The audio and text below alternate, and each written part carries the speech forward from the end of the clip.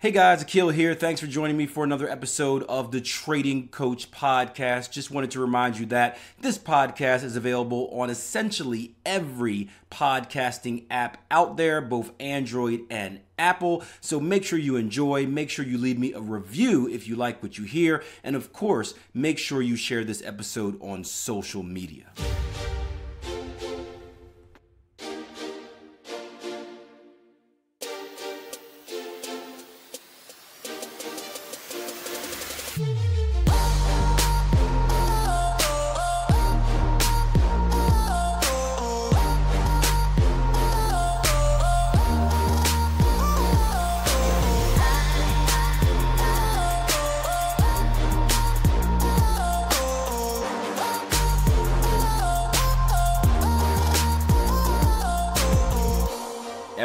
Every scenario, always look at the ebbs and flows, right?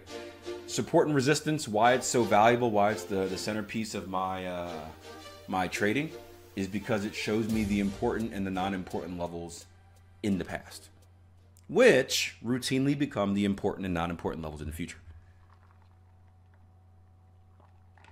Unless you're one of those people that says, well, Akil, past price action has no effect on current price action, right? Backtesting is pointless because historical data tells you nothing about what's going to happen in the future. That is true, right? Historical data won't tell you what will happen in the future. Nothing will tell us what happens in the future. But it gives you a pretty good idea.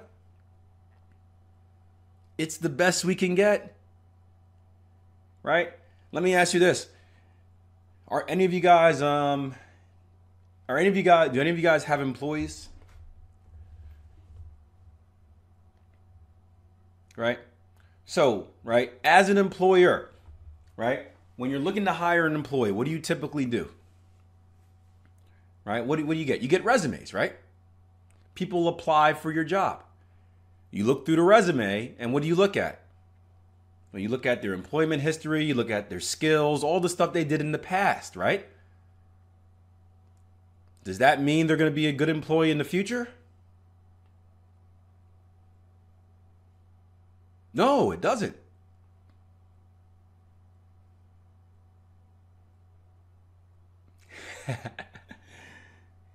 It doesn't.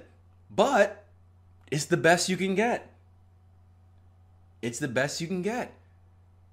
Same thing with applying for college, right?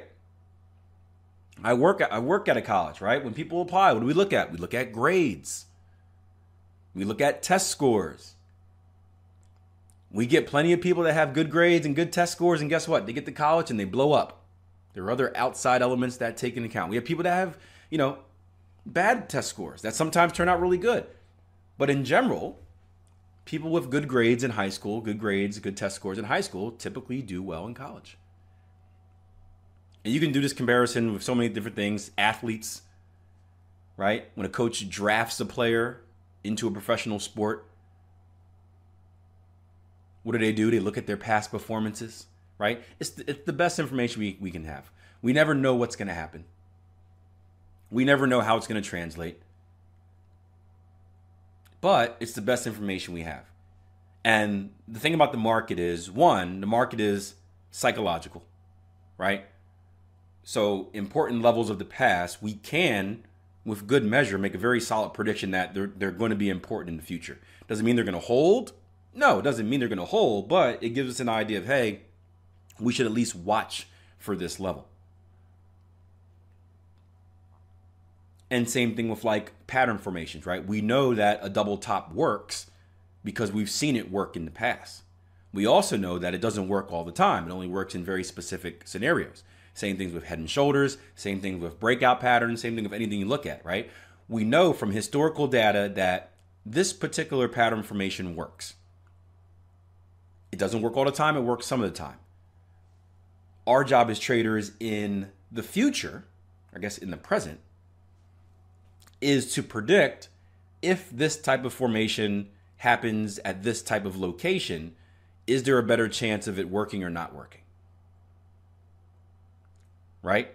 And hopefully if you're a smart trader, you put yourself in a scenario where not only something has a better chance of working than not working, just based on past performance, but what else do we pair with that?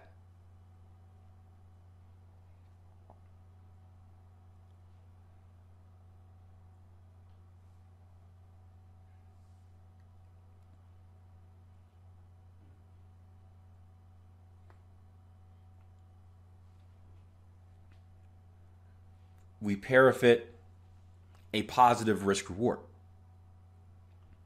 So again, two things we want to have when we're traders, right? We want to put ourselves in a position where we have an edge. That means what we're looking for, no matter what it is, and this comes from back testing, comes from forward testing, what we're looking for, no matter what it is, we're looking to find something that has a better chance of going in our direction than against us. Does that make sense? When I place a buy order in the market, I am saying that my prediction is that when I see this happen at this specific location, I believe, right, and my backtesting data has proven that over time, this has a better chance of going bullish to a certain point than bearish to a certain point, because that matters as well. Target selection, right? Price action can go bullish. Excuse me.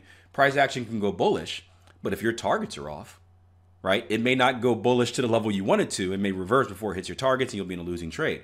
Same thing if you have very, very short stops. Price action may go bearish. If your stops are too short, it may stop you out, reverse and go bullish. And it did end up doing what you predicted. Your stops were just too tight where you didn't give it enough room. So those are other scenarios that you put in. But with that aside, I digress, right? We want to put ourselves in a position where whatever we're trading, right, price has a better chance to go in our direction than against us. And when price action does go with our prediction, we're setting ourselves up to make more than what we would give back if it doesn't. Does that second part make sense? That's risk reward.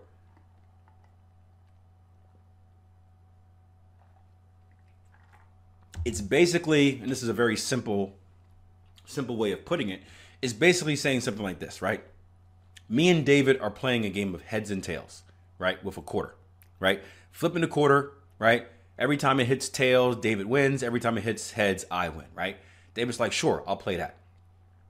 We're playing this game where, and again, it doesn't necessarily have to be this because you don't need a trading strategy with a positive win percentage. But let's say you do have one. Basically, this is saying that me and David are playing the game, and not only is it more likely to hit heads than tails, based on some reason, I don't know, but when it does hit heads, David wins $2. I give David $2 when it hits heads. When it loses, David just gives me $1. So David's strategy is simple. Just keep playing. Not only are the odds in his favor to hit heads more than tails, but when he does hit heads, he makes $2. When he wins, when it hits tails and he loses, he gives me $1. So he's making more than he wins than what he loses. So his job is simple. Akil, just keep flipping the coin all the time. Again, probably a bad example because, again, you don't have to win more than you lose in trading, but just the idea of having the edge, that's what I want to get across in that example. So anyway, back what I was saying, read ebbs and flows all the time. Try to predict where price action is going to come to. I do think we're more likely to